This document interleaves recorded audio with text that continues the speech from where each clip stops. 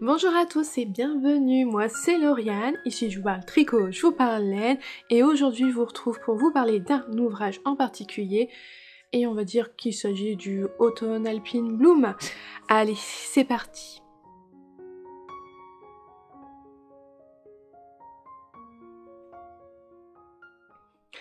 Je viens donc vous reparler de deux modèles de Kathleen Hunter. Il y a eu d'abord le Alpine Bloom Tee, donc la version t-shirt qui est parue un peu plus tôt dans l'année, je dirais fin du printemps il me semble. J'avais eu un gros coup de cœur pour ce modèle-là, même si la version de Kathleen Hunter ne le met pas du tout en valeur parce que la laine pour son jacquard est trop, à mon sens, nuancée et on voit vraiment pas bien le motif, mais il y avait eu des versions vraiment sublimes qui m'avaient fait craquer pour ce modèle. Et voilà, j'ai acheté le modèle à sa sortie. Très rapidement, j'ai trouvé les laines pour le faire. Puis il y a eu d'autres choses qui sont passées avant. Voilà. Comme j'ai toujours un bon stock de laine, je me dis toujours je voudrais tricoter ce qu'il y a de plus vieux dans mon stock avant de tricoter que les craquages là, parce que sinon en fait si je fais que mes craquages, je tricoterai jamais ce que j'avais avant. Donc ça fait que tout se cumule, tout prend du retard. C'est pas forcément la bonne idée, la bonne façon de gérer les choses, mais voilà, toujours est-il que j'avais eu un coup de cœur pour le patron, j'avais la laine, mais j'avais toujours pas décidé de lancer le pas, jusqu'à ce que Mélanie des Aiguilles Aventurières en parle dans un de ses podcasts. Elle annonçait qu'elle allait le faire avec Céline de Céline Ficelle, et je me suis dit, allez, je tente ma chance, j'ai contacté Mélanie en lui disant, ah bah écoute, moi aussi je voulais faire le modèle, j'ai tout ce qu'il faut, mais je me suis toujours pas lancée. Et elle me dit, ah bah super, bah écoute, rejoins-nous, on va le faire à 3. Génial. Elle me dit, par contre, on castonne ce soir. Ah, on le monte ce soir. Ah oui, bah j'ai pas d'échantillon. Donc me voilà que j'ai fait un micro échantillon. Franchement sur quoi 3 centimètres. J'ai vu que j'étais bon dans la largeur. Hop, j'ai défait mon échantillon parce qu'au niveau de la laine j'étais un peu juste. Et donc je voulais vraiment pas gaspiller de la laine. Donc c'est vraiment la première fois où je fais vraiment un échantillon mais vraiment ridicule. Mais je l'ai fait voilà, dans l'après-midi pour pouvoir monter ce nouvel ouvrage le soir même avec les copines. On l'a toutes monté en même temps. Et donc c'était parti pour une nouvelle aventure. Je vous montre l'ouvrage parce que peut-être que vous ne connaissez pas l'Alpine Bloom, donc le voici. Je vous montre le côté Alpine Bloom Tee. C'est un t-shirt qui se tricote du haut vers le bas, qui se caractérise avec cette encolure qui a une très jolie dentelle au lieu d'avoir des côtes, qui a un effet festonné qui se fait naturellement dû à la dentelle. Donc vous voyez, c'est pas compliqué, hein, c'est quelques... je me souviens même plus. Il doit y avoir des diminutions, des jetés. Bon, c'est pas une encolure compliquée, ça se fait bien.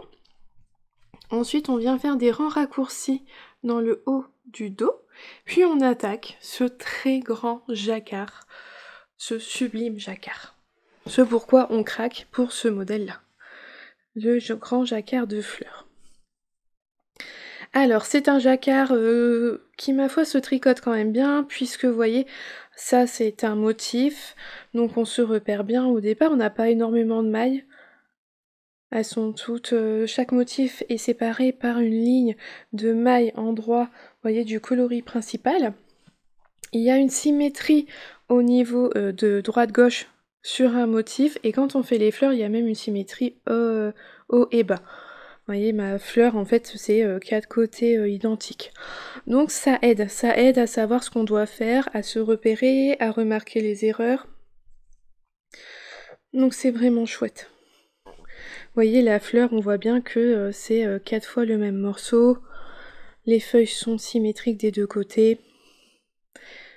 Il y a une belle symétrie qui permet vraiment d'aider pour faire le motif de jacquard. Alors ça reste un jacquard quand même qui demande du temps, de la concentration mine de rien. Il y a des augmentations dedans, elles sont situées à chaque fois à ce niveau-là. En fait, entre chaque motif, on fait les augmentations droite et gauche. À la fin, pour la taille 3 que j'ai réalisée, il y a un peu plus de 400 mailles sur ces aiguilles, donc les rangs sont vraiment longs. Voilà, c'est quand même un jacquard qui demande de l'attention, tout ça. J'ai croisé un petit peu mes fils.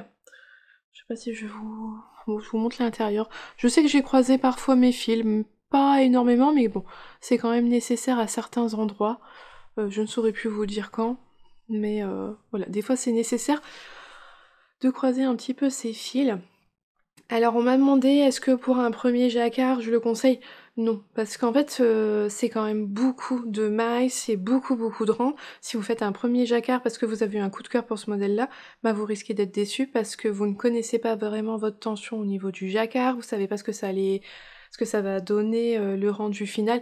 Donc franchement essayez de tricoter du jacquard sur des autres projets, des plus petits projets au départ, pour découvrir votre manière à vous de tricoter le jacquard, parce qu'on peut tricoter avec un fil dans chaque main ou 2 fils dans la même main. Ben, tout ça, ça s'apprend. Et moi, je vous le conseille pas de vous lancer quand même dans ce morceau-là directement, surtout qu'il est quand même assez conséquent. Après, par contre, si vous avez déjà fait un peu quelques projets en jacquard, il est pas plus compliqué qu'un autre, et donc il se fait bien. C'est juste 2 couleurs, on croise un petit peu ce fil, mais voilà. Après, le côté très symétrique aide énormément. Ensuite, on vient dérouler, hop, tout un corps en jersey.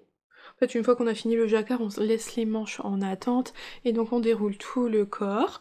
Et là, c'est la différence avec moi, c'est que le Alpine Bloom Tee, c'est donc un t-shirt. Et on vient tricoter un petit peu les manches, et au bout des manches, qui sont donc courtes, on vient refaire la même dentelle que pour le col.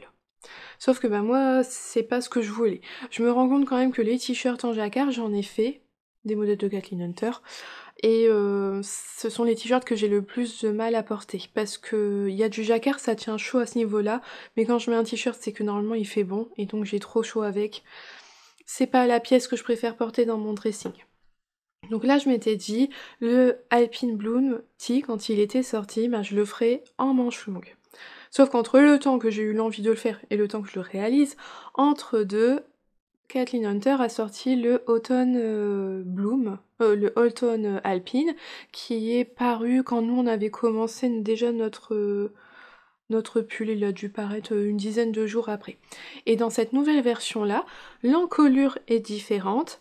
Il est proposé en manches longues avec des finitions pour le bas du corps et le bas des manches différentes. Et donc j'ai racheté le patron pour avoir toutes ces modifications. Au niveau du jacquard, c'est vraiment la même. Au niveau de l'échantillon, c'est le même. Au niveau des tailles, c'est le même. Donc ce qui a été bien, c'est que j'avais le bon nombre de mailles au niveau des manches, que ce soit sur le Alpine Bloom ou sur le Autumn Alpine. Au niveau des manches, on a le même nombre de mailles. Au niveau du corps, on a le même nombre de mailles. Donc j'ai acheté la nouvelle version et j'ai réalisé les manches de cette nouvelle version. Ce sont donc des manches toutes droites avec des diminutions au bout et cette finition là au niveau des poignets. Donc on a en fait la même chose, cette même jeu de texture au niveau de l'encolure, c'est juste qu'elle est moins haute dans la version pull. Donc en fait c'est un jeu de côtes brisées, c'est pas vraiment des... Vous voyez, c'est pas des côtes classiques. On a des petites bandes de mailles en vert et on a un petit jacquard. Alors chez moi, mon jacquard, là, vous voyez, sur juste un rang à chaque fois, il y a 3 rangs avec mon jacquard, il est pas très visible. Voilà, c'est pas flagrant, ça saute pas aux yeux. Bon, c'est pas grave, ça me dérange pas du tout, je l'ai quand même réalisé sur les 2 manches, même si c'est pas ce qu'il y a de plus voyant. Mais moi, je le sais que je l'ai fait, au moins j'ai refait un petit peu de jacquard, c'était chouette. Et donc j'ai rallongé le corps, j'ai pas mesuré, je sais plus. Je crois qu'à la base j'avais voulu avoir 28 cm en dessous des emmanchures, puis je suis venue faire des rangs raccourcis dans le dos. Encore. C'est ce qu'elle préconise, enfin, c'est une option facultative qu'il y a dans la version pull. Le pauvre il a des marques de plis. Et donc moi j'ai fait des rangs raccourcis dans le bas du pull pour qu'il soit plus long. Et j'avais finalement assez de laine pour le faire, donc je l'ai fait. Vous voyez là, hop. Si je vous le montre, on voit quand même que le dos il est plus long que le devant. Et on revient faire donc cette même bordure. Sauf que cette fois-ci, je me suis pas embêtée à faire le jacquard parce que comme c'est pas voyant, je me suis dit zut, je le fais pas. Et afin de ne pas entamer une nouvelle pelote, je me suis contentée là de 2 bandes. À ce niveau-là, j'ai 2 bandes de mailles en vert alors, au lieu de 3. Mais voilà, j'arrivais au bout de ma pelote, donc je me suis arrêtée à ça. Au niveau du bas du corps, j'ai rabattu normalement mes mailles. Et au bout de la manche, elle préconisait le Jenny Surprising Bind Off. Moi, c'est un rabat que je n'aime pas, qui fait trop chou-fleur à mon goût. Alors, ce que j'ai fait, c'est que le dernier rang, j'ai fait des cotes 1-1, tout simplement. Et j'ai fait le rabat de Xiaowei Design pour avoir un rabat assez élastique mais propre. Voilà. Donc j'ai acheté les deux patrons parce que j'aimais beaucoup cette finition là des manches. Et ça m'a suffi pour me justifier mon achat. J'aime beaucoup. En plus, je pense que je l'ai acheté quand il est sorti, donc je l'ai acheté aussi en promo comme le premier modèle. Et donc voilà, ça me dérange pas du tout d'avoir acheté les deux versions. Ça me permet d'avoir un automne Alpine Bloom parce que voilà, j'ai l'encolure de la version printemps, j'ai les manches et le bas les finitions des côtes de la version pull automne. Voilà pour mon Alpine Bloom. Donc une fois qu'on a passé le jacquard, ça devient un tricot zéro cerveau, c'est que des mailles en droit, tout ça, ça se fait super bien.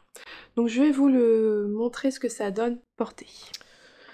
Voici le rendu porté de mon automne Alpine Bloom. Donc on a une encolure qui est quand même assez dégagée, vous voyez, ça, voilà, là un aura du cou, mais c'est vraiment très lâche. Ça me sert pas du tout, c'est pas trop serré, c'est juste bien. Et puis là pour l'automne, voilà, c'est pas trop dégagé, c'est très bien. Au niveau des manches, au départ, elle demande genre 32 cm sous les emmanchures, c'était beaucoup trop. C'était vraiment pas assez.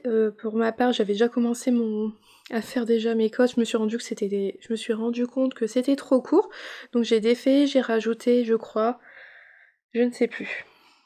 J'ai dû rajouter 4 ou 6 cm, je crois, de long. 4 cm, il me semble, à la longueur demandée. Et ensuite, je suis venue faire mes cotes. Et c'était encore un peu juste avant le lavage, mais je vais vous reparler des laines après. La laine que j'utilisais pour la laine principale, elle s'est agrandie, beaucoup détendue au lavage, donc ça m'a permis de gagner en centimètres sur ma manche et j'ai une longueur de manche qui me convient parfaitement. Donc vous voyez, elle est droite, mais elle est pas non plus trop large. Elle a un petit effet blouson ici, mais pas excessif, juste ce qu'il faut et j'en suis vraiment contente. Voilà, et au niveau donc du corps, alors vous voyez là, le devant c'est pareil, il s'est rallongé, il était pas aussi long avant le lavage, donc il m'arrive là devant, et vous allez pas le voir, mais bon, il est plus bas derrière. Il m'arrive à mi-fesse au niveau du bas, je suis trop petite, hop. Vous voyez, il y a le petit arrondi derrière que j'aime énormément. J'ai fait la taille 3, je sais plus combien ça me fait des anses positives, mais vous voyez, je suis bien. Il est pas ajusté, mais il a pas trop d'aisance, il est vraiment bien. Il me tombe vraiment très bien ce modèle-là. Au niveau de l'emmanchure, donc elle est là, mon aisselle est ici. C'est pas une emmanchure trop basse. Franchement, non, je suis vraiment contente de la taille du fit, comme on dit, du pull. Je trouve que, ouais, non, très très satisfaite du rendu final. Avec ce très beau jacquard. Donc au niveau des laines, j'ai utilisé pour mon coloris principal de la Lang Yarns Baby Alpaga. Le coloris 26. Je crois que sur Ravelry il l'appelle Camel. Alors il s'agit d'un fil 100% Baby Alpaga et c'est pour ça qu'il s'est détendu. L'alpaga se détend toujours au lavage. Donc je comptais sur ça pour l'allonger. C'est bon, c'est réussi. Et il est juste bien, franchement il a pris les bonnes longueurs, donc je suis vraiment contente. Et pour le jacquard, j'ai utilisé un écheveau de Didier au fil d'Aurus. Voici. Donc dans sa base 100% Mérinos single, 100 g 400 m coloris pyramide. Et j'aime beaucoup le rendu. Le fil s'est parfaitement bien lissé au lavage, il a bien pris sa place. C'est vraiment parfait. Donc ça me fait un pull qui est vraiment tout doux. Alors moi l'alpaga j'aime beaucoup, ça me pique pas. Puis la baby alpaga c'est vraiment très doux. Il est à la fois léger, fluide, il est vraiment très agréable à porter. Et je suis vraiment satisfaite de mon combo. Quand je tricotais, il y avait des nuances parfois dans mon fil contrastant qui se rapprochaient de ma couleur principale. Et donc il y avait des endroits où moi quand je tricotais, je percevais pas bien les motifs. Surtout quand on est tout le temps dedans. Je pense qu'à un moment on voit plus bien et je sais que dans les petites feuilles là, vous voyez, il y a des petits points. Et chez moi c'est pas ce qu'il y a de plus voyant, de plus flagrant. Vous voyez ici là normalement il y a des petits points aussi. Mais voilà, finalement, arrivé au bout, je suis vraiment contente, on voit bien le motif et tout, c'est quand même très... C'est vraiment très joli et je suis vraiment contente du rendu des deux laines ensemble. Alors, j'avais acheté 9 pelotes de Baby Alpaga, en me basant sur la quantité du t-shirt, on avait rajouté 3 pelotes nécessaires pour les manches, et au final j'ai utilisé 7 pelotes seulement. Il m'a fallu une pelote par manche, il me semble. Ouais, c'est ça, une pelote pour chaque manche, et donc 5 pelotes pour le corps. Au niveau de mon écheveau là, de Didier, il m'a bien fallu les 50... il m'a fallu la moitié de mon écheveau, un peu plus de la moitié de mon écheveau pour faire tout le yoke en jacquard, et faire 3 rangs de jacquard sur chaque manche. Bon, ça c'est pas ce qui mange le plus de laine, mais ouais non, un peu plus de... Je crois qu'il m'a fallu 57 grammes au total de mon écheveau de 200 grammes pour faire tout le jacquard du pull. Et moi j'ai fait la combinaison des 2 patrons qui sont disponibles que en anglais si je dis pas de bêtises. Je vérifie tout de suite. Oui c'est ça, ils sont que en anglais. Donc moi j'ai fait la taille 3, la taille 112, ce qui me donne environ 12 cm d'aisance positive. Il est disponible de la taille 91 cm à la taille 173 cm de tour de poitrine, donc ça va. Il y a quand même pas mal de... Il y a 9 tailles au total dans le patron, donc ça va, c'est pas mal. Donc chaque patron coûte 10,39 €, ce qui fait au total 20,78 €, mais moi je vous l'ai dit, j'ai acheté les deux lors de leur sortie, et donc je les ai eu moins chers. Et quand vous êtes abonné à la newsletter de Kathleen Hunter, le code de réduction est un peu plus élevé que ce qu'elle partage par exemple sur Instagram. Au niveau des laines, la Baby Alpaga, elle est vendue actuellement 10,45 €, qui m'a fallu 7 pelotes, soit 75 € environ. Mais moi je les ai achetés quand chez Justine, ma mercerie, une tasse de fil et d'aiguille, en promotion, on les a eu à moins 50%, donc soit 38 € pour les 7 pelotes. Et donc ce qui réduit quand même pas mal le coût. L'écheveau de Didier Dauphine-Dorus, il est vendu 24 € sur sa boutique. Moi personnellement, les chevaux m'avaient été offerts par Didier. Et donc au total, ça reviendrait à un total de 120 €, tout laine comprise, patron et laine comprise, sans promotion du tout. Moi au final, en fait, à part avoir payé les deux et... Moi, personnellement, j'ai payé que mes 2 patrons parce que Didier m'avait offert les chevaux et mon chéri m'avait offert la Baby Alpaga. Donc personnellement, j'ai pas acheté grand chose pour ce projet-là, mais ça fait quand même un total de 120 € pour au final pour cet ouvrage-là. Voilà. Alors je suis vraiment contente. Je sais qu'on entend beaucoup des gens qui sont pas contents qui ont du mal à choisir leur taille chez Kathleen Hunter. Moi personnellement, ça doit être déjà mon 4e projet que je tricote de cette designeuse-là, et j'ai pas de soucis avec les tailles, avec ce qu'elle propose, tout ça. Moi j'ai vraiment jamais eu de soucis, donc voilà, je suis vraiment contente et je continuerai à tricoter ces patrons. Ils sont bien expliqués, il y a juste ce qu'il faut comme il faut. Alors certes ils sont en anglais, mais voilà, en anglais il faut se lancer une première fois, oui, la première fois vous allez devoir un peu décrypter le patron, mais on comprend vite les codes et ça se fait bien. Il n'y a pas trop de texte, il n'y a pas trop de blabla superflu, tout ça. Il y a l'essentiel pour le faire, il est assez clair. On n'a pas eu de difficultés à 3. Voilà. Non, il n'y a personne dans notre petit groupe qui a rencontré de difficultés, donc je peux que vous le conseiller. Pas pour un tout premier jacquard, mais si vous avez déjà fait quelques projets de jacquard, voilà, il est vraiment pas... C'est pas un motif plus compliqué que ça. Mais par contre, c'est un motif qui en jette, qui est vraiment très beau. Mélanie, elle a fait comme moi, elle a fait une version longue avec le mélange de l'automne alpine, et Céline a fait une version longue, mais tout en restant dans le Alpine Bloom, donc en refaisant, il me semble, la dentelle de l'encolure pour les manches. Voilà, je vous invite à aller voir leurs versions qui sont sublimes également. Et ben voilà, on a fait le tour de ce que j'avais à dire sur ce modèle. J'espère que cette petite vidéo vous aura plu. En attendant, je vous souhaite une belle journée ou une belle soirée en fonction de quand est-ce que vous la regardez, et surtout un bon tricot, et je vous dis à bientôt. Bye!